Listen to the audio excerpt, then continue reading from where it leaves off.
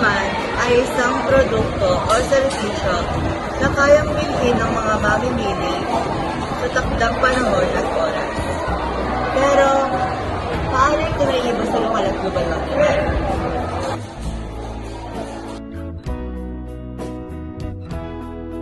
Nako Miguel, hindi lang yan basta definition sa libro. Mas madali mo yang maiintindihan kapag nakita mo sa totoong buhay.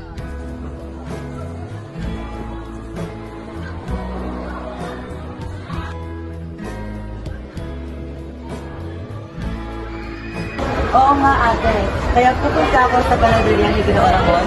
Alam ko siya ang yan ang tungkol diyan. Sige, pero kailan mo rin ako Okay, bye-bye. Lokogi ng Ria, isang dosenang pandesera. Ang lamig ng panahon, gusto ko nang nainakita ko. Ako, tamang-tama ko. Pag ganitong panahon, talagang pinabulibin ng mga pandesal.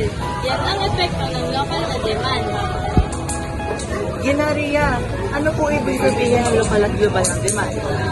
Ibig sabihin, anak, kapag marami ang naghahanap ng produkto sa ating lugar, tumataas ang demand.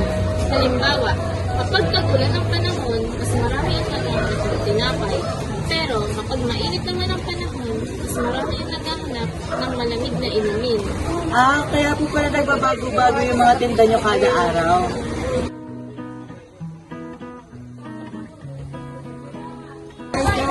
Ang kalit ang Ginaria, ang lokal na demand ay kung gaano kadami ang bumibili sa isang lugar. Paano naman po ang lokal na Ako global? Miguel, dati lang ako gumagawa ng handmade accessory na ito para sa mga kaibigan ko. Pero nung nilagay ko sa online store, may mga umorder na mula sa ibang bansa. Wow! So may global na demand din pala sa ibang bansa? Ang global na demand ay kapag may nagustuhan ka produkto mula sa ibang parte ng mundo, katulad ng dry mangoes ng Pilipinas. Kaya sikat yun sa ibang bansa.